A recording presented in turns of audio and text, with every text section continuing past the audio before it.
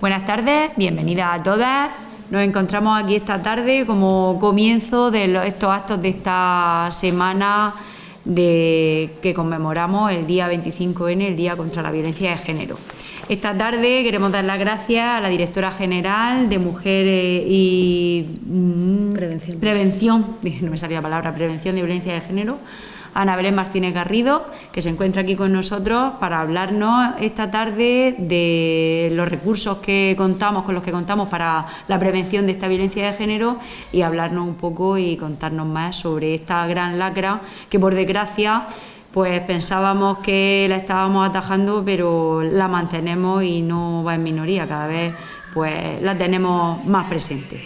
Así que, pues bueno, muchas gracias a todas por asistir y a continuación le voy a dar la palabra a Ana Belén. Muchas gracias por venir. Muchas gracias a ti. Y bueno, y también disculpar la presencia de nuestro alcalde Juan Pagán, que le hubiese gustado venir esta tarde, pero se encontraba en otra reunión y no podía asistir. Pero bueno, así que contamos con Ana Belén, que nos va a dar esta tarde pues unas nociones sobre violencia de género y sobre los recursos a los que podemos remitirnos cada vez que lo necesitamos o conozcamos a alguien que pueda necesitarlo. Muy bien, muchas gracias. Bueno, buenas tardes, muchísimas gracias, concejal, compañera. Isabel, muchas gracias también por acompañarme, muchas gracias a todas. Julia, gracias por invitarme, por contar conmigo. Y bueno, yo no os quiero aburrir, yo os quiero hacer una charla que sea lo más dinámica posible y hablaros pues de tú a tú. No os voy a hablar con grandes tecnicismos, porque aquí de lo que se trata es de saber lo que es la violencia de género y sobre todo de conocer los recursos que en la comunidad autónoma ofrecemos a las mujeres que lo necesitan. No sé si tenéis alguna noción, o por lo que habéis escuchado en la tele o lo que habéis leído, de lo que es la violencia de género. ¿Sabéis más o menos lo que es la violencia de género? Sí, más o menos. Más o menos, ¿no? Bueno, la violencia de género se define como aquella que se ejerce sobre la mujer por el mero hecho de ser mujer. Y tiene que ser, para que legalmente se considere violencia de género, tiene que ser ejercida por un hombre. O sea, por el mero hecho de la superioridad masculina, pues se produce esa agresión, ya sea física, verbal, psicológica, contra la mujer. Luego hay otros tipos de violencia que también se producen dentro de un ámbito doméstico, pero que no se consideran por la ley violencia de género, ¿no? Por ejemplo, la violencia entre madres, padres e hijos, que sigue siendo violencia intrafamiliar, pero no es violencia de género, a pesar de que la agraviada sea una mujer. Para que quede claro, la violencia de género es la que se ejerce exclusivamente por el hombre sobre la mujer. Dentro de que haya una violencia de género, ya hemos dicho que puede ser psicológica, que puede ser verbal, que puede ser física, están apareciendo otra serie de violencias que, porque no se conocen tanto o porque no se les da esa visibilidad que merecen, pues parecen que están un poco desapercibidas, ¿no?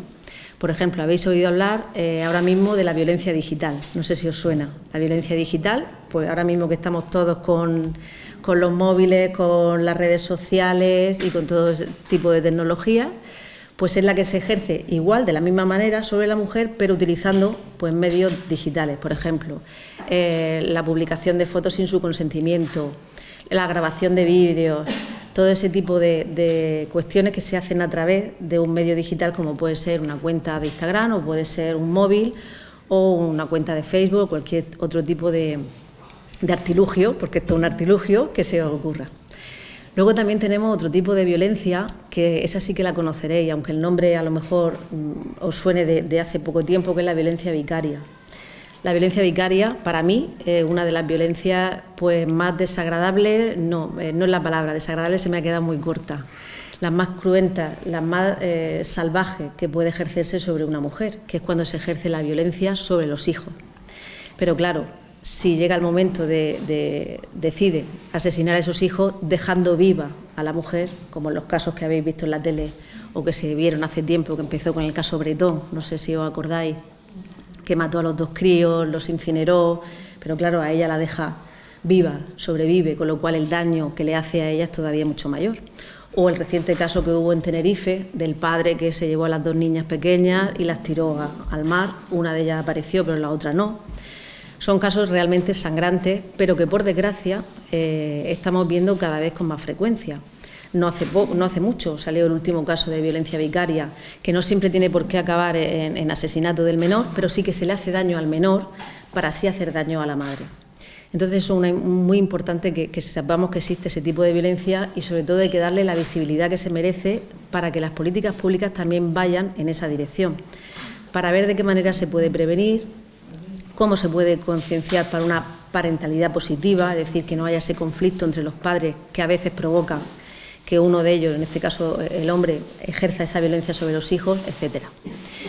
Luego tenemos otro tipo de violencia que a lo mejor muchas no le ponéis el nombre, pero cuando la cuente seguro que la sabéis, que es la violencia económica. Una mujer cuando sufre violencia de género y tiene que abandonar su vivienda, o no, pero bueno, cuando se separa y tiene hijos y a lo mejor tenía una dependencia económica del marido, de la pareja, del agresor, resulta que se encuentra, que muchas de ellas es un impedimento incluso para dar el paso, se encuentra con que tengo 2, 3 o 4 hijos, no tengo trabajo y además él el que maneja la cuenta en la casa. ¿Cómo voy a salir yo adelante? Pues eso es otro tipo de violencia. O cuando él le controla los gastos continuamente, o es él el que le da el dinero para que haga la compra, cuando no le da una independencia para que ella pueda manejarse con el dinero. Y esa violencia, que parece que no es muy conocida, por desgracia es una violencia también muy grave, porque es lo que impide que muchas mujeres pues den ese paso adelante, porque cuando una mujer tiene independencia económica, parece que todo es mucho más fácil a la hora de dejar una relación tóxica o una relación de maltrato. Pero cuando tú tienes hijos y tienes una situación económica precaria, lo primero que te planteas es ¿qué les doy de comer yo a mis hijos mañana? ¿O a dónde voy si tengo aquí que cuidarlo y me quedo sin casa o no tengo los medios adecuados? Bueno, pues todo ese tipo de violencia, por supuesto la violencia sexual, que es así que la conocéis y os sonará más, ¿no? La violencia sexual también en este caso se puede ejercer no solamente por la pareja o expareja, sino también se puede ejercer por cualquier otra persona. Esa violencia sexual también requiere un tratamiento específico y también requiere unos recursos específicos que ahora os contaré. Entonces, esos más o menos son los tipos de violencia. Luego hay ya gente que habla de violencia ambiental, de violencia, pero ese tipo de violencia todavía, afortunadamente, no tienen un calado, sino las que estamos hablando, que es el tema económico, el tema social, el tema jurídico, que son lo que más preocupa. La comunidad autónoma, como sabéis, pues tiene una serie de recursos, tiene una red regional de recursos para ayudar a todas las mujeres que quieran dar el paso y salir del círculo del maltrato. No hablo solamente de aquellas que se han decidido a poner denuncia, porque para llegar al momento de poner denuncia, creedme que no es tan fácil. No, desde fuera podemos decir, a mí me pega una vez, pero 2 no. Bueno, mucho ojo, porque cuando uno se encuentra en una situación de violencia hay que ver todo el contexto para ver por qué la mujer no da el paso.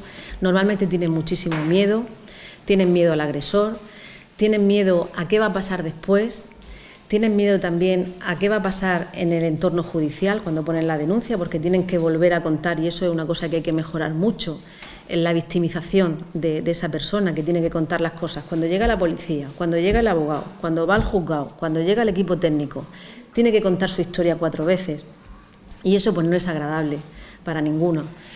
Entonces, pues hasta que llegue el momento de la denuncia, que puede ser al principio de estar en esa relación cuando ocurre un episodio de maltrato, o puede ser que la mujer vaya poco a poco pidiendo ayuda y concienciándose y tomando fuerza y empoderándose, aunque es una palabra que no me gusta, pero sí, cogiendo fuerza para el momento que llegue el poner la denuncia, pues la comunidad ofrece una serie de recursos. El primero, que seguro que conocéis todas, es llamar al 112. El 112, aparte de ser la puerta de entrada a cualquier tipo de emergencia, tenemos un contrato específico donde nos derivan las llamadas que son exclusivas de violencia de género. Es decir, que en el 112 hay personal especializado, hay trabajadores sociales que van a atender a esa mujer. En cuanto entra una llamada y dicen que es por violencia de género, ya no la atiende el operador que la acaba de coger, sino directamente la deriva al servicio especializado de violencia de género, porque necesitan saber una serie de información y orientarla en los recursos de manera que esa mujer se sienta totalmente atendida. Por daros un dato, este año que no hemos terminado, que estamos en octubre, hay ya han llamado 5.913 mujeres y hablamos de violencia de género. porque luego hay 277 mujeres que han llamado por violencia sexual, porque ya os digo que el 112 atiende cualquier tipo de violencia que se llame, o sea que las llamadas son varias. No significa que esos 5.000 casos sean de violencia de género en activo, sino que muchas llaman para consultar, o porque tienen un episodio en ese momento, o porque vienen sufriéndolo hace tiempo y se deciden en ese momento hacerlo, o por miles de motivos, o simplemente para informarse de qué ayuda voy a tener si denuncio, cuál es el proceso judicial, qué va a pasar con mis hijos. Es decir, que hay muchas llamadas que afortunadamente las 5.000 no son de violencia de género. Luego, otro recurso que tenemos también muy importante y que es fundamental para las mujeres en una situación de emergencia, emergencia inmediata, ¿no? Lo más emergencia que se puede tener es el centro de emergencias. El centro de emergencias, que tiene una ubicación, como comprenderéis, que no se sabe, es confidencial. El centro de emergencia es un recurso de acogida para todas aquellas mujeres que necesiten, que salen con lo puesto, con el pijama, las zapatillas y el crío, sin nada, y tienen que huir de un episodio de violencia. En ese caso sí que es una cosa extrema.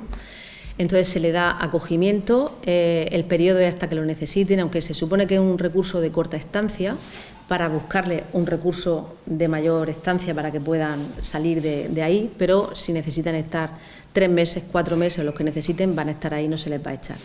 Ese centro de emergencia atiende tanto a mujeres que han sido víctimas de violencia de género como de violencia sexual, que necesitan en ese momento una acogida. Salen y no tienen dónde ir y van al centro de emergencia. Desde ahí luego se van a coordinar con el resto de casas de acogida y recursos de acogida que hay en la región para ver el perfil de la mujer y qué es lo que necesita para meterla en una casa o en otra. Muchas de ellas tienen acompañamiento familiar o tienen recursos o tienen una red familiar que a lo mejor en ese momento, si es de noche o de madrugada, no van a llamar o tal, o se quedan ahí y luego se van con un familiar. Pero para aquellas que no tienen otros recursos se les va a buscar un acogimiento luego en una casa de acogida. Pues os digo también, de enero a octubre por el centro de emergencia han pasado 148 mujeres. El año pasado, en el año entero, 246. El centro de emergencias, pues hay veces que está completo, tiene 30 plazas, otras veces está... Normalmente no suele haber lista de espera, o sea que todas se atienden inmediatamente. Eso es buena señal, que no haya lista de espera, porque si tuviéramos más de 30 mujeres esperando para entrar en el centro de emergencia, teniendo en cuenta que es un recurso de inmediatez, pues sería complicado, ¿no? Pero bueno, aún así, 148 mujeres al año no está mal, ¿eh? No está mal. Y 80 menores, porque os tengo que decir que todos los recursos que tiene la comunidad autónoma para asistir y atender a las mujeres incluye a los hijos menores a cargo. Es decir, no se le va a separar de sus hijos, ni en el centro de emergencia, ni en las casas de acogida, ni en ninguno de los otros recursos que se tengan. O sea que los menores a cargo se van a atender también con la madre. Luego, como os decía, pues tenemos también las casas de acogida. Tenemos 15 casas de acogida repartidas por toda la región, también la ubicación es confidencial. La mitad de ellas están gestionadas por los propios ayuntamientos y las otras están gestionadas por entidades sociales, en cualquier caso subvencionadas a través de la Dirección General de Mujer. En el año 2024, o sea, lo que llevamos de año, llevamos ya 58 mujeres y 42 menores que van ocupando las plazas de las casas de acogida. En esas casas de acogida no simplemente llegan y las ponemos allí en las casas y viven, sino que tienen todo un programa, un itinerario que le llamamos nosotras, y es que entran, se les hace su entrevista, primero se les deja que se tranquilicen, tienen su periodo de adaptación, porque la casa tiene unas normas, porque llegan y no conocen y tienen que adaptarse.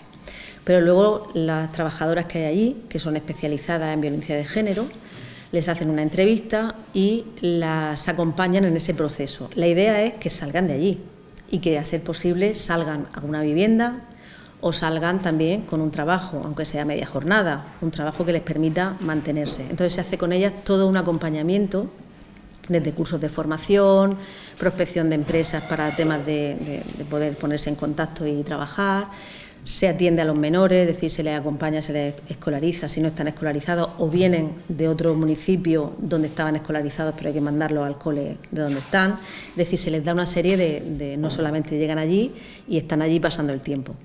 Unas son de media estancia, otras son de larga estancia, hasta 18 meses, dependiendo del perfil de la mujer, pero en todas ellas ya os digo que se le hace ese itinerario personalizado para que ellas tengan una oportunidad de recuperarse y de poder volver a, pues eso, a tener una vida independiente, que es de lo que se trata.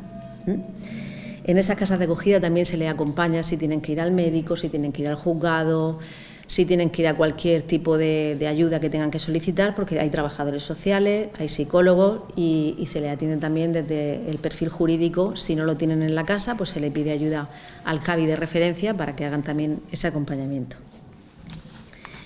Las plazas que tenemos entre las 15 casas de acogida son 98, si no me equivoco. O sea, son casi 100 plazas de acogida. Actualmente igual, no tenemos lista de espera. Unas veces ya están llenas, dependiendo del municipio, otras veces están menos, o algunas hay menos gente, pero siempre atendemos a todas las mujeres. Luego tenemos un recurso que es el más conocido, que supongo que ya he conocido aquí a compañeras del CABI. Los CABI son centros de atención especializados a víctimas de violencia de género.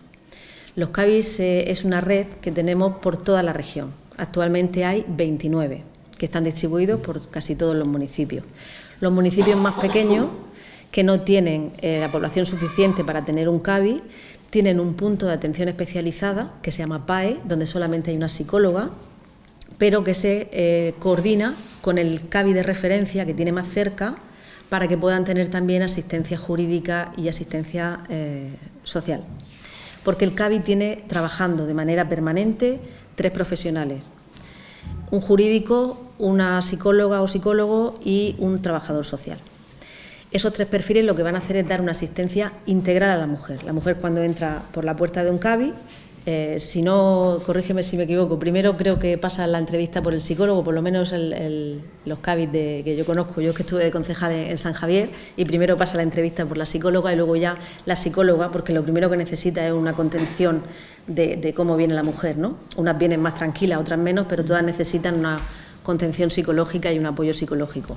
Se las deriva, no siempre por el mismo orden, pero se las deriva a la trabajadora social para que pueda explicarles todas las ayudas y todos los recursos a nivel social que tiene a su disposición, pero muy importante también se les deriva a la trabajadora jurídica, porque el jurídico o la jurídica es la que le va a hacer su trabajo de ver por qué no ha puesto la denuncia, o si la ha puesto le va a hacer un seguimiento del procedimiento judicial, porque muchas de ellas no saben, ponen la denuncia y tienen la asistencia del letrado, pero no saben qué va a pasar el día del juicio, quién me va a acompañar, qué tengo que decir. Y aunque tengan el abogado, normalmente de oficio, que la acompaña en todo ese proceso, el trabajador jurídico o el asesor jurídico del CABI complementa pues ese trabajo del abogado y también las tranquiliza mucho de saber que tienen pues otra referencia para poder consultarle cuando a lo mejor no tienen nada a disposición o no pueden hablar con el letrado. El servicio este año, lo sé porque esta mañana hemos sacado los datos de atenciones que llevamos de enero a octubre, llevamos más de 6.000 mujeres en toda la región, todas mujeres atendidas. Ha habido un descenso, hay que decir, que ha habido un descenso de mujeres atendidas en el CABI, hay 834 menos que el año pasado. Y eso, pues es un dato importante tener en cuenta, porque además esas mujeres que son menos que el año pasado, son mujeres que estaban en seguimiento, es decir, que han conseguido, ya no tienen esa dependencia del recurso y han conseguido salir, recuperarse y ya no van al CABI. O sea, las mujeres nuevas sí, pero esas mujeres no van. Y además hemos notado también que las intervenciones que se hacen a través de las jurídicas han aumentado. En general han bajado todas, pero la asistencia jurídica ha sido más requerida por las mujeres, lo cual indica también que están tomando más conciencia y están dando un paso más, son más valientes a la hora de poner las denuncias, lo cual yo entiendo que debe ser interpretado como algo positivo. Aún así, más de 6.000 mujeres es muchísimo, quiero decir, que no es para hacer una fiesta, que hay que tomarlo con un dato esperanzador, pero sigue siendo preocupante la cantidad de mujeres que acuden a los CABIs de la región. Recientemente, va a ser un año ahora en diciembre, hemos abierto, que lo habréis oído también, el Centro de Atención para Víctimas de Violencia Sexual, un centro de 24 horas que se llama CAIVAX, la jacaranda, y que está especializado exclusivamente en violencia sexual. Ahí ya no se requiere, igual que en el CABI, ni denuncia ni nada, pero sí que está especializado en violencia sexual, con lo cual es un recurso más que tenemos a disposición. ¿Qué pasa? Que ahí sí que hemos notado un incremento de las mujeres que acuden al servicio. Entonces, lo que hemos bajado en violencia de género, sí que hemos notado un incremento en mujeres que acuden al centro de violencia sexual, que además es un centro que funciona las 24 horas del día, hasta las 8 de la tarde de forma presencial y luego a través de un teléfono 24 horas, que además ofrece la posibilidad de encontrarse con la mujer en el centro. Si la mujer quiere, en el momento que es agredida sexualmente, lo normal es que vayan al hospital o vayan a la policía. Pero si alguna, en una agresión reciente o inmediata, quiere acudir al centro, puede solicitarle a la trabajadora social o a la persona que le atienda que quiere verse en el centro, con lo cual se desplaza y la atiende sin ningún problema. Eso funciona las 24 horas del día. En el CAIVAX tenemos 11 profesionales, entre psicólogos, asesores jurídicos, educadores e incluso una integradora social que además es bilingüe y pues hace de traductora cuando es necesario. Y lo que os decía, hemos notado un incremento de mujeres que acuden al CAIVAX y sobre todo un incremento en menores de edad.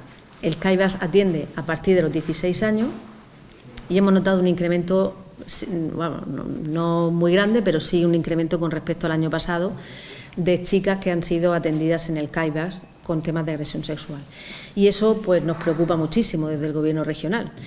Y por eso este 25 de noviembre hemos focalizado todos nuestros esfuerzos y sobre todo la dirección de la campaña va dirigida a los jóvenes y a los adolescentes, porque creemos que es fundamental el tema de la educación. Cada vez en edades más tempranas, porque una persona mayor pues bueno, tiene sus creencias y hay que, por supuesto, actuar con prevención y concienciación, pero esto es un tema educacional. La violencia de género o la desigualdad entre los sexos es algo educacional, empezando desde edades muy tempranas, como digo. Entonces, pues ya hace 2 años, en el año 2022, se puso en marcha una campaña en el Gobierno regional, en la Consejería de Política Social, que se llama Eso no es sexo, que iba dirigida específicamente a los jóvenes, donde damos una serie de formaciones, de talleres, de herramientas para que los jóvenes sepan identificar qué es la violencia de género. Porque llama la atención que estando en el siglo que estamos y en el año que estamos, llama la atención que los jóvenes, se han hecho encuestas y se han hecho estudios, no sepan distinguir lo que es la violencia de género de lo que no lo es. Hay muchos que la niegan, pero hay otros que la confunden, el amor verdadero, el amor romántico, lo confunden con situaciones que son de dominación y de sometimiento y empiezan a normalizar comportamientos que no son para nada normales, como es que tu novio te mire el móvil, que te diga que no te pongas esa falda o que te prohíba salir con los amigos. Muchas veces se interpreta por parte de los jóvenes que eso es porque me quiere más, porque no pasa nada, que tiene interés en mí y para nada. Son situaciones de dominación que suelen ser el germen de la violencia de género en un futuro. Y ahí es donde tenemos que incidir. Por eso esta campaña, porque además se ha estudiado y se ha visto también que el acceso a la pornografía cada vez en edades más tempranas está provocando también que tengan una idea totalmente irreal y nada lógica de lo que es una relación afectiva. Piensan que una relación afectiva es lo que ven en una película porno, que esa situación de dominación sobre la mujer, y ellos a veces tienen esa referencia para entablar sus relaciones afectivas con los compañeros o con las amigas.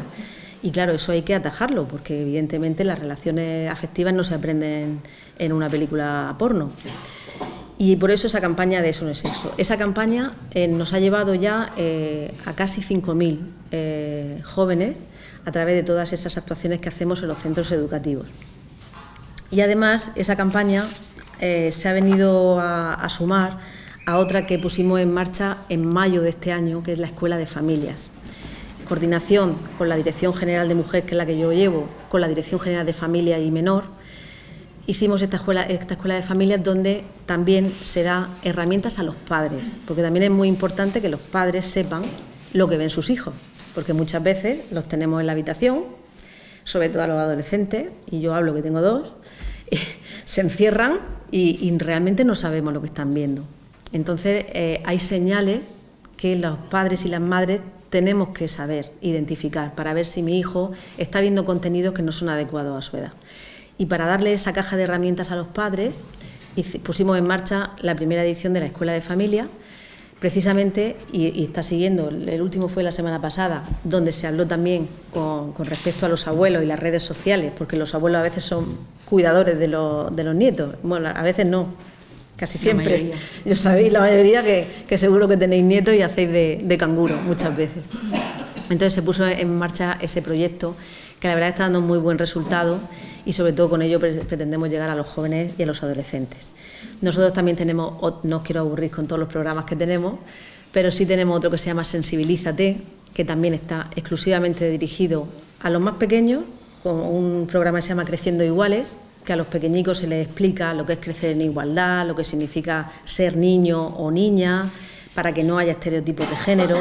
Luego está Enredados, que es con respecto a las redes sociales y las nuevas tecnologías, y este de Sensibilízate, que también va a los institutos de educación secundaria, que también ha llegado pues en todo este tiempo a muchísimos centros educativos, y además siempre nos faltan y quieren repetir y no tenemos más. Y bueno, a ver que tenemos también un servicio que es muy importante, hablando de menores. Sabéis que los menores que viven en entornos, aunque no sean víctimas directas de violencia de género, pero sí los menores que viven en contextos de violencia de género, donde los padres pues discuten con cierta frecuencia, o incluso ha habido algún episodio de maltrato en ese matrimonio o en esa pareja, pues son víctimas indirectas. Es decir, no podemos decir que solamente cuando es agredido el menor es víctima de violencia de género, sino que son víctimas indirectas. Entonces planteamos pues un programa que se llama el Servicio de Atención Psicológica a Menores Hijos de Víctimas de Violencia de Género. Menores que, no habiendo sido de forma directa, los que son de forma directa, por supuesto, pero aquellos que viven en ese contexto de maltrato, de denuncias cruzadas, de juicio y de contexto de violencia de género, necesitan atención psicológica. Por eso detectamos esos menores, y o bien a través del juzgado, que los detecta en el momento de producirse el juicio, o las medidas de alejamiento o las medidas civiles que se adoptan sobre los menores, o bien desde los propios CABIs, que se detectan a esos menores que necesitan atención psicológica, pues se les ofrece este servicio, que lo lleva una asociación que se llama Quiero Crecer, y que proporciona una atención psicológica especializada a los menores. Y la verdad es que también con muy buen resultado, porque los recupera pues de ese entorno que se ven en medio. Ellos se ven en medio de una situación que no han provocado, que no tienen recursos para salir de ahí, y es muy importante esa atención psicológica, sobre todo para protegerlos pues de futuras cosas que pueden ocurrir en ese contexto. Este año, igual os digo, el año pasado atendimos a 908 menores y este año vamos por 756. Tener en cuenta que nos queda un mes y medio, o sea que más o menos vamos a llegar a esa cifra. Relacionado también con los menores, existe un recurso que también es muy importante cuando existe una orden de alejamiento entre la pareja para que no haya contacto entre ellos. Pero ¿qué pasa con los menores? ¿Cómo hacemos los cambios de custodia o cómo cumplimos con las medidas que nos dice el juez? Pues a través del punto de encuentro familiar, pero específico de violencia de género, lo que llamamos el PEF Biogeno. El PEF Biogeno es un recurso especializado para el cumplimiento y el contacto de los progenitores que tienen una orden de alejamiento o tienen dificultades para poder ponerse de acuerdo a la hora de las entregas y dejar a los niños. Este punto está totalmente especializado, con personal especializado en violencia de género, y ahí se trata de que los menores sufran lo menos posible y que sea un punto lo más amable para hacer ese trabajo con los padres. Bueno, ¿qué más os cuento? Que tengo aquí muchísimo. Bueno, ya de lo que es recursos de atención son esos. Luego tenemos también otros colectivos que también son vulnerables. Por ejemplo, las mujeres con discapacidad que sufren violencia de género. Si ya una mujer que sufre de violencia de género ya sufre una importante carga, imaginaros una mujer con discapacidad. Las mujeres con discapacidad pues tienen un problema añadido, y es que pues la discapacidad les hace estar doblemente vulnerables, ¿no?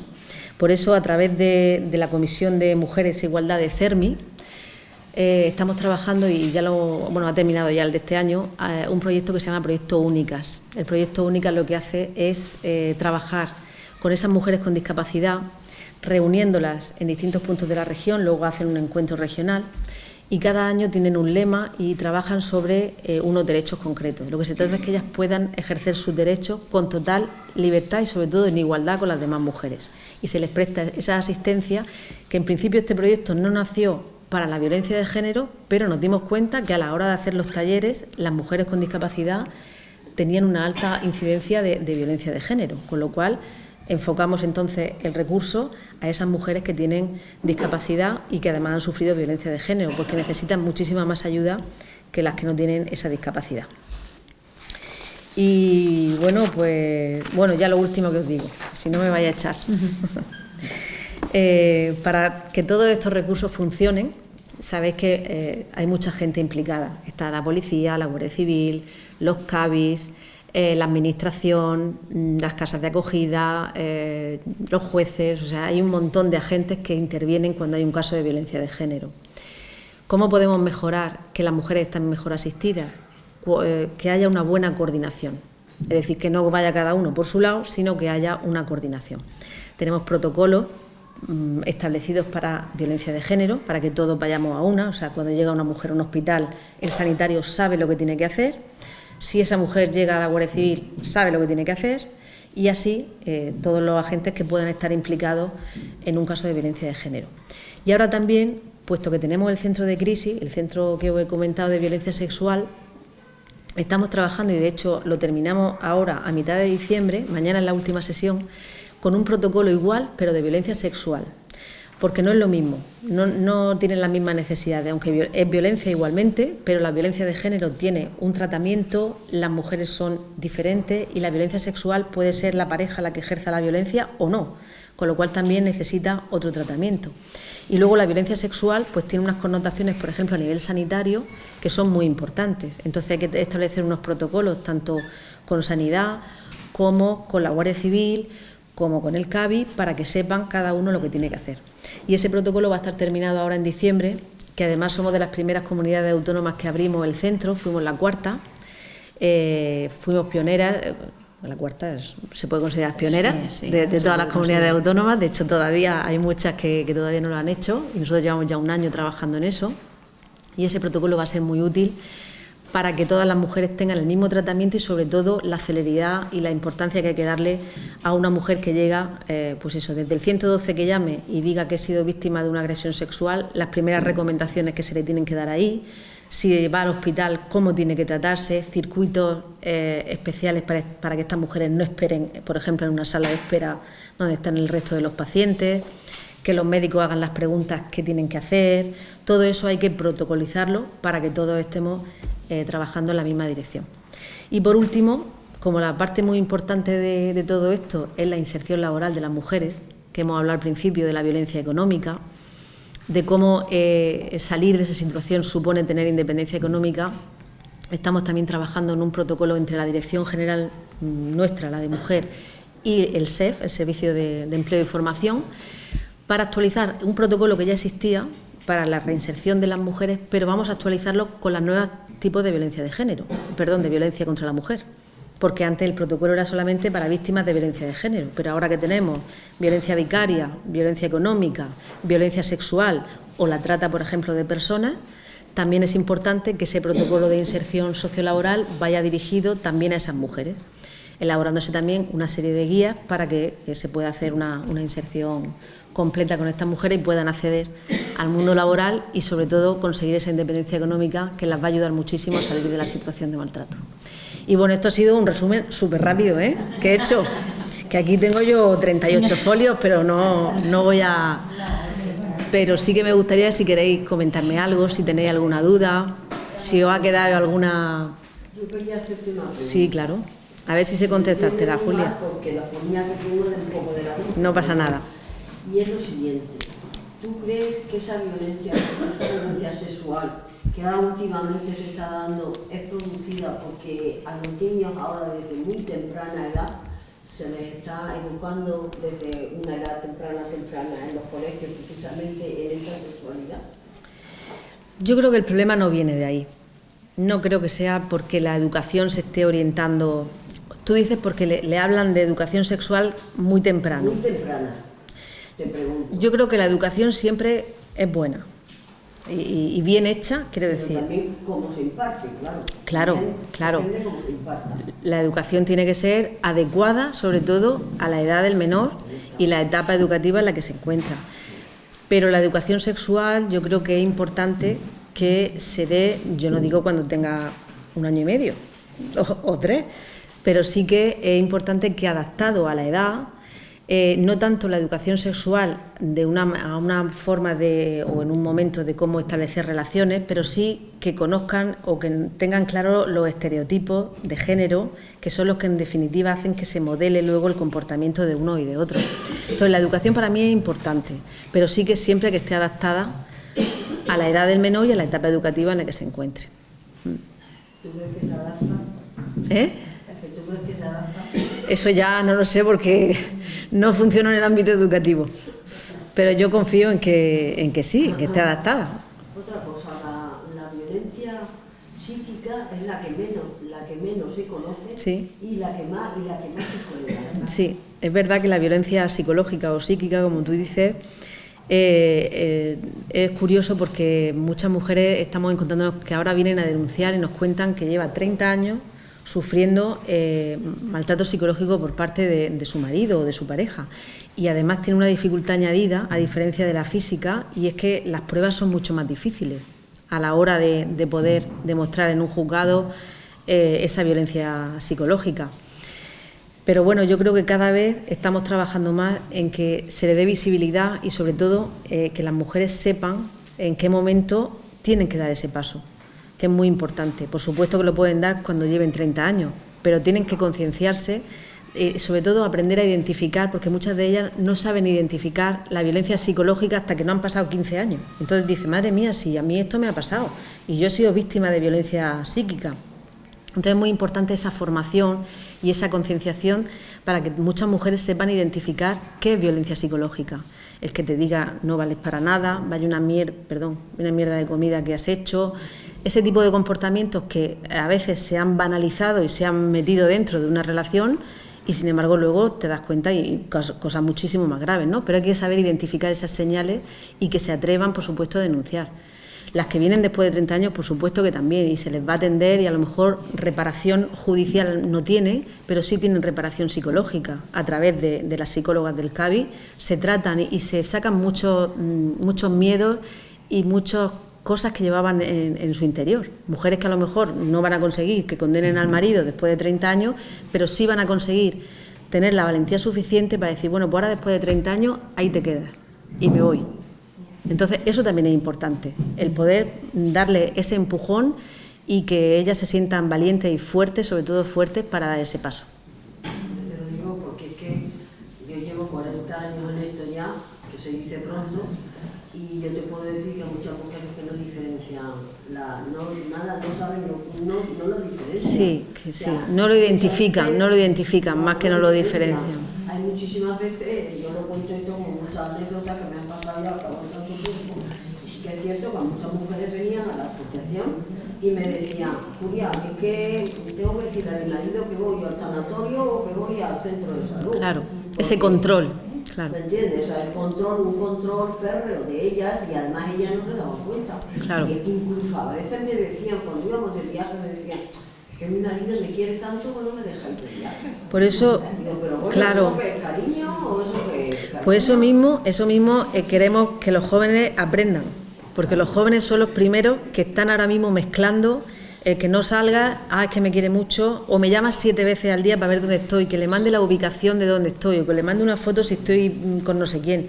Eso mismo, para que no confundan una relación tóxica con una relación normal, son los identificadores que hay que trabajar con los más pequeños. Eso se sigue dando, ¿eh? No creas que esto te estoy hablando de... Claro. Eso se sigue dando todavía. Sí. Sigue dando, por eso Cada vez entiendo que menos y quiero decir que se va avanzando porque hemos avanzado mucho, pero claro, esto no es un camino que acabe ahora, esto hay que seguir.